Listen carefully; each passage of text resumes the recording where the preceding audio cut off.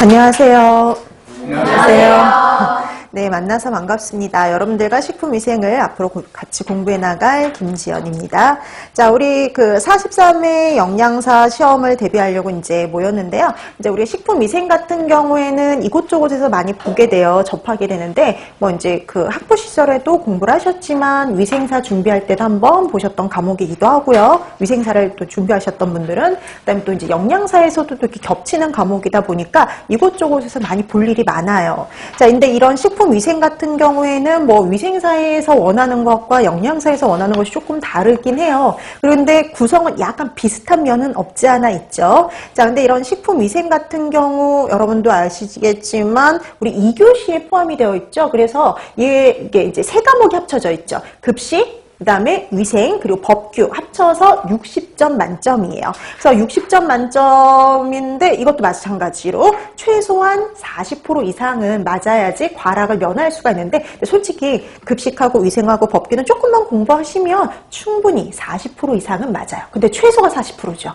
그러니까 우리가 전체 총점에서 60%를 맞으려면은 충분히 높은 점수를 얻어야지만 또 가능하기 때문에요. 그래서 여러분들이 급식이나 위생이나 법규 같은 경우에는 조금만 노력하시면 충분히 고득점을 획득하실 수 있기 때문에 이게 손쉽게 또 획득할 수 있는 곳에서 이제 그 놓치면 안 되기 때문에요. 그런 것들을 좀 신경 써서 해주시면 되겠죠.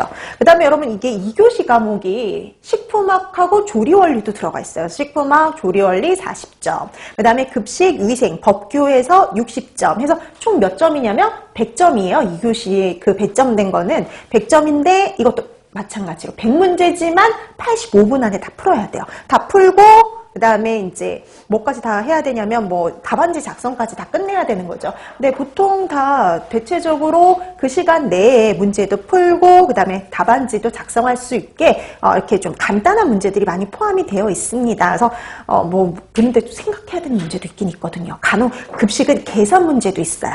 그래서 여러분들이 한 문제에 너무 또 이렇게 시간을 끌게 되면 계산 문제나 이런 데에 또 그 풀 수 있는 시간이 좀 부족해질 수 있으니까 그런 건 감안해서 알고 있는 문제들을 이렇게 풀어나가는 거, 먼저 풀어나가는 그런 것들도 좀 필요하겠죠. 근데 웬만해서는 다, 제한된 시간 내에 다 할 수 있는 그 분량으로 나오니까요. 요즘에는 문제가 좀 많이 간단해졌다라고 생각하시면 될 것 같아요. 그럼 이제 급식, 위생, 법규 합쳐서 60문항이 나온다 그랬잖아요. 근데 거기에서 한 식품위생이 차지하는 한 15문제 정도라고 생각하시면 될 것 같아요. 그래서 오늘 나눠드렸단다. 오늘 책을 보시면 차례부터 보세요. 차례 보시면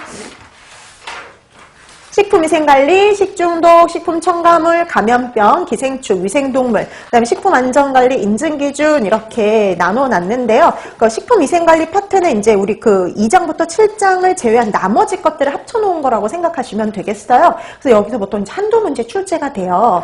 그 다음에 식중독 파트가 메인이에요. 그러니까 이제 우리 앞으로 이런 범위 내에서 시험 문제를 내겠다라는 게 발표가 되어 있잖아요. 이런 데서 이제 시험 문제가 내겠다라는 걸 이제 그걸 다 이렇게 공고해놨어요. 국시원 홈페이지 가면은. 근데 거기 보면 식중독하고 첨가물을 묶어놨어요. 그래서 예, 식중독, 첨가물 합쳐서 8문제에서 10문제 정도 출제가 된다라고 생각하시면 될 것 같은데, 보통 8문제에서 10문제 정도가 식중독, 첨가물 파트에서 나오는데 첨가물은 작년에 안 나왔어요. 그렇다고 공부 안 하냐? 재작년엔 또 나왔어요. 그러니까 이게 옛날엔 첨가물 파트에서 문제가 한 20문제 출제가 될 땐 식품위생이 20문제 정도 출제될 적에는 꼬박꼬박 한 문제 내지 2문제 정도가 출제가 됐단 말이죠. 근데 문항수가 줄면서 첨가물 파트에서 한 문제 내지 아예 안 나오는 경우가 있다라고 생각하시면 돼요. 그래서 첨가물만 따로 봤을 땐 0에서 1문제 정도. 그 다음에 여러분 식중독은 8문제에서 10문제 정도라고 했잖아요. 작년엔 한 10문제 정도 나왔어요. 거의 다 어디서 나온 거예요?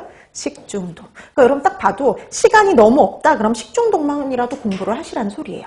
그만큼 식중독에서 집중해서 시험 문제가 출제가 됩니다. 그래서 분량도 제일 많아요. 우리가 공부할 분량도 제일 많지만 거의 대다수가 식중독에서 문제가 출제된다라고 생각하시면 될 것 같아요. 자, 그 다음에 식품과 감염병에서는 보통 한두 문제 정도. 그 다음에 기생충에서 한 문제 정도. 그 다음에 위생 동물 있잖아요. 이 위생해충에서는 아예 안 나오거나 한 문제. 그러니까 이 위생해충 파트는요, 매년 나오는 파트가 아니에요. 어쩌다 한 번씩, 몇 년에 한 번씩 나와요. 그렇다고 아예 안 나오는 게 아니라 뭐 잊을만 하면 한 번씩 나오는 파트라고 생각하시면 되겠고요. 네, 마지막이 식품안전관리 인증 기준인데 보통 평균적으로 한 문제 정도라고 생각하시면 됩니다. 그러니까 이렇게 구성이 되어 있으니까 식중독을 특히 열심히 해야 되겠구나라는 생각이 들죠. 그래서 여러분들이 특히 식중독 파트는 집중적으로 좀 공부해 주시면 좋을 것 같아요.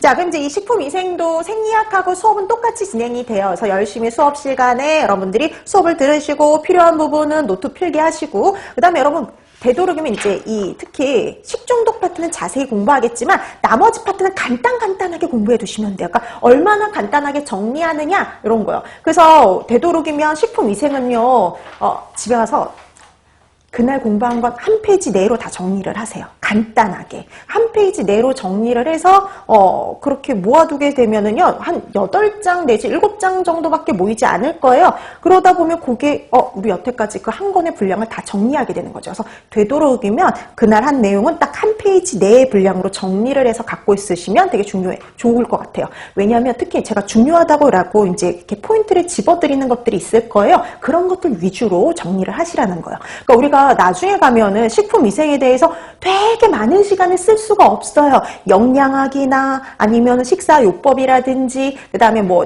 급식 이런 데에다 이렇게 좀 더 신경을 쓰다 보면은 여기다 신경을 쓸 시간이 좀 부족하거든요. 그럼 그때는 나중에 우리가 지금 했던 거 정리했던 것만 쭉 훑어봐도 된다는 소리예요. 그래서 중요하게 포인트 집어드리는 거 꼭 집에 가서 한 페이지 내로 꼭 정리를 해주시면 좋을 것 같습니다. 자, 그 다음에 그렇게 복습을 하고요. 그 다음에 그 다음 주에 오면은 우리가 복습할 시간 한 번 더 드린다 그랬죠. 그래서 우리가 수업 시간 내에 복습할 기회를 한 번 더 드릴 거예요. 그래서 수업 시간 전에 미리 프린트물을 나눠 드릴 겁니다. 그럼 여러분들이 문제를 풀어두시면 돼요. 대신 책 보지 말고 본인의 실력으로. 그 본인의 실력을 알아봐야 돼요. 그래서 여러분들이 각각 어느 정도로 알고 있는지, 혹시 잘못 알고 있는 부분 없는지를 파악하려면 여러분 스스로 풀어보는 게 좋아요. 많이 틀려도 돼요, 처음에는. 근데 나중에 가서 그거를 이제 내가 잘못 알고 있던 거라든지 모르고 있던 걸 추가하면 되니까 본인의 실력으로 한번 풀어주시는 것도 좋다라고 보시면 돼요. 그 답은 수업 시간을 통해서만 알려드립니다.